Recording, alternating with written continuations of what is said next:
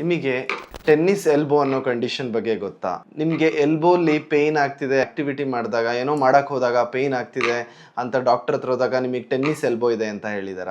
But ಇದರಲ್ಲಿ ತಮಾಷೆ ವಿಷಯ ಏನಂದರೆ 95% ಜನಕ್ಕೆ ನಾನು ಟೆನ್ನಿಸ್ ಎಲ್ಬೋ ಇದೆ ಅಂದಾಗ, ಏನು ಸರ್ ನಾನು ಟೆನ್ನಿಸ್ ಆಡೇ ಇಲ್ಲ ಲೈಫಲ್ಲಿ, ನನಗೆ ಹೆಂಗೆ ಸರ್ ಟೆನ್ನಿಸ್ ಎಲ್ಬೋ ಆಯಿತು ಅಂತ ಕೇಳ್ತಾರೆ.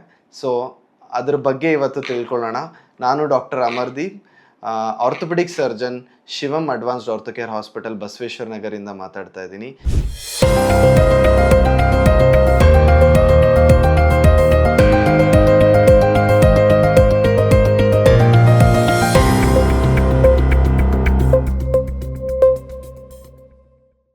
ಇವತ್ತು ಟೆನ್ನಿಸ್ ಎಲ್ಬೋ ಅಂದರೆ ಏನು, ಯಾಕಾಗುತ್ತೆ, ಯಾವ ಥರ ನಿಮಗೆ ಗೊತ್ತಾಗುತ್ತೆ ಇದು ಅದೇನಾ ಅಂತ, ಮತ್ತು ಅದು ರಿಯಲಿ ಟೆನ್ನಿಸ್ ಆಡೋರಿಗೆ ಬರುತ್ತಾ ಅಥವಾ ಕಾಮನ್ ಪೀಪಲ್ಗೂ ಬರುತ್ತಾ ಅನ್ನೋದ್ರ ಬಗ್ಗೆ ಎಲ್ಲ ಇವತ್ತು ತಿಳ್ಕೊಳ್ಳೋಣ. ಹಾಗಾದರೆ ಇದು ಟೆನ್ನಿಸ್ ಎಲ್ಬೋ ಅಂದರೆ ಏನು? ಟೆನ್ನಿಸ್ ಎಲ್ಬೋ ಅನ್ನೋದು ಒಂದು ನಿಕ್ ನೇಮ್. ಅದು ಆ್ಯಕ್ಚುಲಿ ಟೆನ್ನಿಸ್ ಪ್ಲೇಯರ್ಸಲ್ಲೇ ಬರುತ್ತೆ ಅಂತ ಅಲ್ಲ, ಇದನ್ನು ಲ್ಯಾಟ್ರಲ್ ಎಪಿಕಾಂಡೈಲೈಟಿಸ್ ಅಂತ ಕರಿತೀವಿ. ಹಾಗಾದರೆ ಏನು? ನಮ್ಮ ಈಗ ಒಂದು ಕೈಯಿನ ಒಂದು ನೀವು ಶೇಪ್ ನೋಡಿದ್ರೆ ಆಚೆ ಇಷ್ಟು ಲೇಯರ್ ಆಫ್ ಮಸಲ್ಸ್ ಇರುತ್ತೆ ಮತ್ತು ಒಳಗಿನ ಭಾಗದಲ್ಲಿ ಲೇಯರ್ ಆಫ್ ಮಸಲ್ಸ್ ಇರುತ್ತೆ. ಈ ಒಳಗಿನ ಭಾಗದ ಎಳೆದಾಗ ಕೈ ಹಿಂಗೆ ಕೆಳಗೆ ಹೋಗುತ್ತೆ, ಆಚೆ ಭಾಗದ ಎಳೆದಾಗ ಕೈ ಹಿಂಗೆ ಮೇಲೆ ಹೋಗುತ್ತೆ. ಸೊ ಆಚೆ ಭಾಗದಲ್ಲಿರೋ 5-6 ಮಸಲ್ಸ್ ಎಲ್ಲ ಬಂದು ಒಂದೇ ಮೂಳೆಗೆ ಹೋಗಿ ಅಂಟ್ಕೊಳ್ಳುತ್ತೆ. ಇದನ್ನೇ ಲ್ಯಾಟ್ರಲ್ ಎಪಿಕಾಂಡೈಲ್ ಅಂತ ಕರಿತೀವಿ. ಈ ಮಸಲ್ಸ್ ಎಲ್ಲ ಹೋಗಿ ಒಂದೇ ಮೂಲ ಮಾಡ್ಕೊಂಡು ಹೋಗಿ ಇಲ್ಲಿ ಅಟ್ಯಾಚ್ ಆಗುತ್ತೆ. ಹಾಗಾಗಿ ನಾವು ಏನೋ ಮೂವ್ಮೆಂಟ್, ಎಕ್ಸೆಸಿವ್ ಮೂವ್ಮೆಂಟ್ಸ್ ಮಾಡಿದಾಗ ಅಲ್ಲಿ ಮೈನರ್ ಇಂಜುರೀಸ್ ಆಗುತ್ತೆ, ಸಣ್ಣ ಪುಟ್ಟ ಹರತ ಆಗುತ್ತೆ. ಆದರೆ ನಾವು ನೆಗ್ಲೆಕ್ಟ್ ಮಾಡಿರ್ತೀವಿ, ಅದರಲ್ಲೇ ಆ್ಯಕ್ಟಿವಿಟಿ ಮಾಡಿದಾಗ ಇಲ್ಲಿ ನೋವು ಬರುತ್ತೆ. ಅದನ್ನು ಲ್ಯಾಟ್ರಲ್ ಎಪಿಕಾಂಡೈಲೈಟಿಸ್ ಅಂತ ಕರಿತೀವಿ. ಅದೇ ಒಳಗಿನ ಭಾಗದಲ್ಲಿ ಏನು 5-6 ಮಸಲ್ಸ್ ಇದೆ ಎಲ್ಲ ಹೋಗಿ ಒಳಗೆ ಇನ್ನೊಂದು ಮೂಳೆಯಲ್ಲಿ ನಿಮಗೆ ಮುಟ್ಟಿದ್ರೇ ಸಿಗುತ್ತೆ, ಈ ಮೂಳೆಗೆ ಹೋಗಿ ಅಟ್ಯಾಚ್ ಆಗುತ್ತೆ. ಇದನ್ನು ಮೀಡಿಯಲ್ ಎಪಿಕಾಂಡೈಲೈಟಿಸ್ ಅಥವಾ ಗಲ್ಫರ್ಸ್ ಎಲ್ಬೋ ಅಂತ ಕರಿತೀವಿ.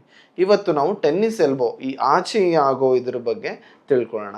ಸೊ ಏನೇ ನಾನು ಈ ಥರ ಮೂವ್ಮೆಂಟ್ ಮಾಡಿದಾಗ ಅದು ಇಲ್ಲಿ ಎಳೆಯುತ್ತೆ, ಬಿಕಾಸ್ ಇದೆಲ್ಲ ಮೂಲ ಹೋಗಿ ಇಲ್ಲೇ ಸೇರಿರೋದ್ರಿಂದ. ಸೊ ಆವಾಗ ಆಗೋ ನೋವನ್ನೇ ಟೆನ್ನಿಸ್ ಎಲ್ಬೋ, ಲ್ಯಾಟ್ರಲ್ ಎಪಿಕಾಂಡೈಲಿಟಿಸ್ ಅಂತ ಕರೆಯೋದು. ಇದು ಮೊದಲು ಫಸ್ಟ್ ಕಂಡಿಡಿದಾಗ ತುಂಬ ಟೆನ್ನಿಸ್ ಪ್ಲೇಯರ್ಸಲ್ಲಿ ಈ ಮೂಮೆಂಟ್ ಮಾಡಿ ಆಗೋದ್ರಿಂದ ಇದಕ್ಕೆ ಒಂದು ಟೆನ್ನಿಸ್ ಎಲ್ಬೋ ಅನ್ನೋ ಹೆಸರೇ ಇಟ್ಟಿದ್ದಾರೆ. ಬಟ್ ನಿಜವಾಗ್ಲೂ ಅದು ಟೆನ್ನಿಸ್ ಪ್ಲೇಯರಲ್ಲೇ ಆಗಬೇಕು ಅಂತ ಅಲ್ಲ. ಹಾಗಾದರೆ ಈ ಟೆನ್ನಿಸ್ ಎಲ್ಬೋ ಅನ್ನೋದು ಯಾರಲ್ಲಿ ಆಗುತ್ತೆ? ಬರೀ ಪ್ಲೇಯರ್ಸು, ಅಥ್ಲೀಟ್ಸಲ್ಲಿ ಯಾರು ಈ ಮೂವ್ಮೆಂಟ್ ಮಾಡ್ತಾರೆ ಅವರಿಗಷ್ಟೇ ಆಗುತ್ತೆ ಅಂತ ಅಲ್ಲ. ಈಗ IT ಪ್ರೊಫೆಷನಲ್ಸ್ ಎಲ್ಲಿ ಈ ಮೂವ್ಮೆಂಟ್ ತುಂಬ ಫ್ರೀಕ್ವೆಂಟಾಗಿ ರಿಸ್ಟ್ ಮೂವ್ಮೆಂಟ್ಸ್ ಮಾಡೋ, ಗಾರ್ಮೆಂಟ್ಸಲ್ಲಿ ವರ್ಕ್ ಮಾಡೋರು, ಟೈಲರ್ಸ್ ಇರ್ಬೋದು, ಬಾಡಿ ಬಿಲ್ಡರ್ಸಲ್ಲಿ ಈ ಪ್ರಾಬ್ಲಮ್ ಆಗ್ತಾ ಇದೆ. ಈಗ ಕಾರ್ಪೆಂಟರ್ಸು, ಪ್ಲಂಬರ್ಸ್ ಇರ್ಬೋದು, ತುಂಬ ಈ ರೊಟೇಟ್ರಿ ಮೂವ್ಮೆಂಟ್ ಮಾಡೋರಲ್ಲಿ, ಆ ಡಾಕ್ಟರ್ಸಲ್ಲೂ ಎಷ್ಟೊಂದು ಜನಕ್ಕೆ ಈ ಲ್ಯಾಟ್ರಲ್ ಎಪಿಕಾಂಡೈಲೈಟಿಸ್, ಏನು ಟೆನ್ನಿಸ್ ಎಲ್ಬೋ ಅನ್ನೋದಿದೆ ಅದು ಆಗ್ತಾ ಇದೆ.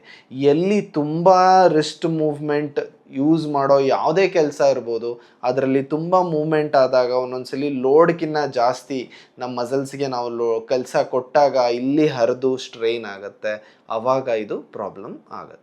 ನಿಮಗೆ ಹೇಗೆ ಗೊತ್ತಾಗುತ್ತೆ ನನಗೆ ಟೆನ್ನಿಸ್ ಎಲ್ಬೋ ಇದೆಯಾ ಇಲ್ವಾ ಅಂತ ಅಂದಾಗ, ನೀವು ಒಂದು ನಮ್ಮ ಎಲ್ಬೋ ಏನಿದೆ ಅದರ ಹೊರಭಾಗದ ಮೂಳೆಯಲ್ಲಿ ನೋವು ಬಂದರೆ ಆವಾಗ ಈ ಪ್ರಾಬ್ಲಮ್ ಇದೆ ಅಂತ ಅರ್ಥ. ಇನ್ನೊಂದೇನು ಅಂದರೆ ಗ್ರಿಪ್ ಸ್ಟ್ರೆಂತ್ ಏನು ಕರಿತೀವಿ, ಏನನ್ನೋ ಹಿಡ್ಕೊಂಡು ಹಿಂಗೆ ಒತ್ತಕ್ಕೆ ಹೋಗ್ತೀವಿ, ಆ ಗ್ರಿಪ್ ಸ್ಟ್ರೆಂತ್ ನಿಮ್ದು ವೀಕ್ ಆಗುತ್ತೆ. ಹಿಂಗೆ ಹಿಡ್ಕೊಂಡು ಏನೋ ಕೆಲಸ ಮಾಡಿ ಏನೋ ಎತ್ತಕ್ಕೆ ಹಿಂಗೆ ಹೋಗ್ತೀನಿ, ಸಿವಿಯರ್ ಪೇಯ್ನ್ ಇಲ್ಲಿ ಸ್ಟಾರ್ಟ್ ಆಗುತ್ತೆ. ಆವಾಗ ಇದು ಟೆನ್ನಿಸ್ ಎಲ್ಬೋ ಅನ್ನೋದು ನಿಮಗೆ ಗೊತ್ತಾಗಬೇಕಾಗತ್ತೆ. ಇಲ್ಲ ಏನೇ ಒಂದು ಆ್ಯಕ್ಟಿವಿಟಿ ಮಾಡಿ ನನ್ನ ಕೈನ ಹಿಂಗೆ ಮೇಲೆತ್ತದೆ, ಆವಾಗ ಇಲ್ಲಿ ಒಂದು ಸಿವಿಯರ್ ಕರೆಂಟ್ ಶಾಕ್ ಹೊಡೆದಂಗೆ ಪೇಯ್ನ್, ಸಿವಿಯರ್ ಪೇಯ್ನ್ ಸ್ಟಾರ್ಟ್ ಆಗುತ್ತೆ. ಆ ಟೈಮಲ್ಲಿ ನೀವು ಅನ್ಕೋಬೇಕು ಇದು ಮೇ ಬಿ ಟೆನ್ನಿಸ್ ಎಲ್ಬೋ ಇರಬಹುದು ಅಂತ.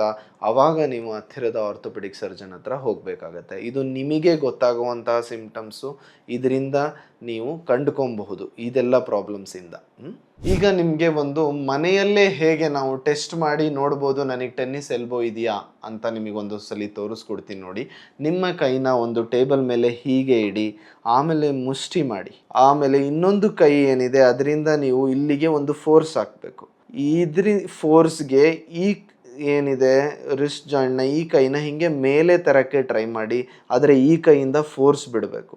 ಆವಾಗ ನಿಮಗೆ ಈ ಎಲ್ಬೋ ಪಾಯಿಂಟಲ್ಲಿ ಒಂದು ಸಿವಿಯರ್ ಕರೆಂಟ್ ಹೊಡೆದಾಗೆ ಒಂದು ಸಿವಿಯರ್ ಪೇಯ್ನ್ ಶುರುವಾಗುತ್ತೆ. ಅದಿತ್ತು ಅಂದರೆ ಇದು ಡೆಫಿನೆಟ್ಲಿ ಟೆನ್ನಿಸ್ ಎಲ್ಬೋ ಅಂತಾನೆ.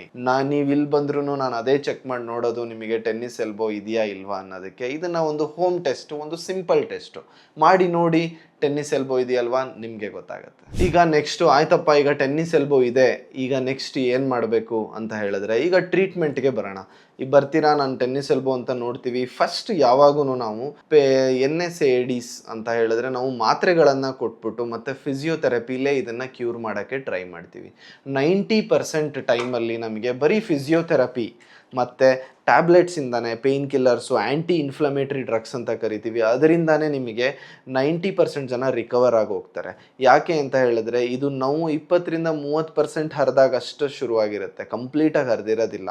ಹಾಗಾಗ್ಬಿಟ್ಟು ರಿಕವರ್ ಆಗುತ್ತೆ. ಫಿಸಿಯೋಥೆರಪಿಗೂ ಸರಿಯಾಗಿಲ್ಲ ಅಂದಾಗ ನಾವು 6 ವಾರ ವೆಯ್ಟ್ ಮಾಡ್ತೀವಿ, ನೋಡ್ತೀವಿ, ಮತ್ತೆ ಟ್ಯಾಬ್ಲೆಟ್ಸ್ ಕೊಟ್ಟು ಫಿಸಿಯೋಥೆರಪಿ ಕೊಟ್ಟು ಎಲ್ಲ ಟ್ರೈ ಮಾಡ್ತೀವಿ. ನಿಮಗೆ ಒಂದು 4-6 ವಾರ ಆದ್ರೂ ಏನೂ ಇಂಪ್ರೂವ್ಮೆಂಟ್ ಇಲ್ಲ ಅಂದಾಗ ನಾವು ಆ ಜಾಗಕ್ಕೆ ಇಂಜೆಕ್ಷನ್ನ ಹಾಕ್ತೀವಿ. ಆ ಇಂಜೆಕ್ಷನ್ನೇ ಪ್ಲೇಟ್ಲೆಟ್ ರಿಚ್ ಪ್ಲಾಸ್ಮಾ ಇಂಜೆಕ್ಷನ್. ಅಂದರೆ ನಿಮ್ಮ ಹರಿದಿರೋದು ರಿಕವರ್ ಆಗ್ತಾ ಇಲ್ಲ ಮಾತ್ರೆಗೆ ಅಂತ ಅರ್ಥ. ಆವಾಗ ನಾವು ಅಲ್ಲಿ ಇಂಜೆಕ್ಷನ್ ಹಾಕಿದಾಗ ನಿಮಗೆ ನನ್ನ ಪ್ಲೇಟ್ಲೆಟ್ ರಿಚ್ ಪ್ಲಾಸ್ಮಾ ಹೇಗೆ ಕೆಲಸ ಮಾಡುತ್ತೆ ಅನ್ನೋ ವಿಡಿಯೋನ ಅಪ್ಲೋಡ್ ಮಾಡಿದ್ದೀವಿ ನನ್ನ ಚಾನಲಲ್ಲಿ. ಅಲ್ಲಿ ಹೋಗಿ ನೋಡಿ ಆ್ಯಕ್ಚುಲಿ ಹೇಗೆ ಕೆಲಸ ಮಾಡುತ್ತೆ ಅಂತ. ಅದನ್ನು ಹಾಕಿ ಇದನ್ನು ರಿಕವರ್ ಮಾಡಿಸ್ತೀವಿ. 96% to 98% ಇಷ್ಟರಲ್ಲೇ ರಿಕವರ್ ಆಗ್ತಾರೆ. ಇನ್ನು ಉಳಿದಿರೋ 1-2% ಜನ ಏನಿದ್ದಾರೆ ಇದಕ್ಕೂ ರೆಸ್ಪಾಂಡ್ ಮಾಡಿಲ್ಲ ಅಂದಾಗ ನಾವು ಸರ್ಜರಿನ ಒಂದು ಆಪ್ಷನ್ ಆಗಿ ಇಟ್ಕೊತೀವಿ. ಡಿಬ್ರೈಡ್ಮೆಂಟ್ ಅಂತ ಮಾಡ್ತೀವಿ.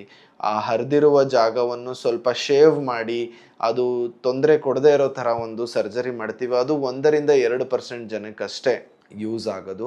ಅಲ್ಲಿ ತನಕ ಹೋಗೋಕ್ಕೆ ಬಿಡಲ್ಲ. ನೀವು ರೈಟ್ ಟೈಮಿಗೆ, ಕರೆಕ್ಟ್ ಟೈಮಿಗೆ ನಮ್ಮ ಹತ್ರ ಬಂದರೆ ಇದಕ್ಕೆ ಬರೀ ಮಾತ್ರೆ ಫಿಸಿಯೋಲೇನೆ ನಾವು ಸರಿ ಮಾಡ್ತೀವಿ. ಹಾಗಾದರೆ ಟ್ರೀಟ್ಮೆಂಟ್ ಬಗ್ಗೆ ಆಯಿತು. ಈಗ ಹೇಗೆ ನಾವು ಇದನ್ನು ಪ್ರಿವೆಂಟ್ ಹೆಂಗೆ ಮಾಡ್ಬೋದು, ತಡೆಗಟ್ಟೋದು ಹೇಗೆ, ಬರ್ದೇ ಇರೋ ಥರ ಹೇಗೆ ನೋಡ್ಕೊಳ್ಳೋದು ಅಂತ ಹೇಳಿದ್ರೆ, ಯಾರ ಕೆಲಸದಲ್ಲಿ ಈ ಥರ ರಿಸ್ಟ್ ಮೂಮೆಂಟ್ ತುಂಬ ಯೂಸ್ ಆಗೋ ನಿಮ್ಮ ಕೆಲಸಗಳಿದ್ದಾವೆ ಅದರಲ್ಲಿ ಬ್ರೇಕ್ಸ್ ತೊಗೊಳ್ಳಿ. ಕಂಟಿನ್ಯೂಸ್ ಆಗಿ ಕೆಲಸ ಮಾಡಬೇಡಿ, ಓವರ್ ವರ್ಕ್ ಆಗೋ ಥರ ಕೆಲಸ ಮಾಡಬೇಡಿ.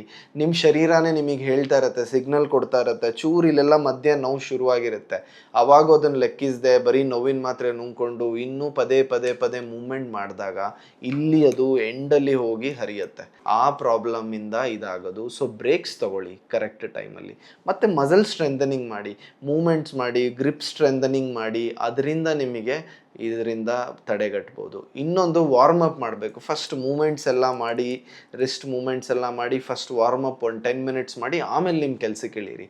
ಅದರಿಂದನೂ ಈ ಇಂಜುರಿನ ತಡಿಬೋದು. ಸೊ ಸ್ನೇಹಿತರೆ, ಇದು ನಮ್ಮ ಟೆನ್ನಿಸ್ ಎಲ್ಬೋ ಬಗ್ಗೆ ಫುಲ್ ನಾನು ಹೇಳಿರೋದು ಡೀಟೇಲ್ಸು. ನಿಮಗೂ ಆಗಿದೆಯಾ ಈ ಥರ? ಆಗಿರುತ್ತೆ. ಬಿಕಾಸ್ ನಾನು ನನ್ನ OPD ತಿಂಗಳಿಗೆ ನಾವು ಮಿನಿಮಮ್ ಅಂದರೂ 10-15 ಈ ಥರ ಕೇಸಸ್ನ ನೋಡ್ತಾ ಇರ್ತೀವಿ. ಅವರಿಗೆಲ್ಲ ಫಿಸಿಯೋಥೆರಪಿ ಕೊಡ್ತಾ ಇರ್ತೀವಿ. ಹಾಗಾಗಿ ಈ ವಿಡಿಯೋ ಎಲ್ಲರಿಗೂ ತಲುಪಲಿ, ಇದ್ರ ಬಗ್ಗೆ ಅವೇರ್ನೆಸ್ ಬರಲಿ ಅಂತ ವಿಡಿಯೋ ಮಾಡಿದ್ದೀವಿ. ನಿಮಗೆಲ್ಲರಿಗೂ ಈ ವಿಡಿಯೋ ಇಷ್ಟ ಆಗಿದ್ದರೆ ಲೈಕ್ ಮಾಡಿ, ಶೇರ್ ಮಾಡಿ. ಹಾಗೆ ನಮ್ಮ ಚಾನಲಲ್ಲಿ ಮುಂದೆ ಆರ್ಥೋಪೆಡಿಕ್ ರಿಲೇಟೆಡ್ ಎಲ್ಲ ಪ್ರಾಬ್ಲಮ್ಸ್ಗೆ ನಾವು ಸೊಲ್ಯೂಷನ್ಸ್ನ ಕೊಡ್ತಾ ಹೋಗ್ತೀವಿ. ದಯವಿಟ್ಟು ಸಬ್ಸ್ಕ್ರೈಬ್ ಮಾಡಿ.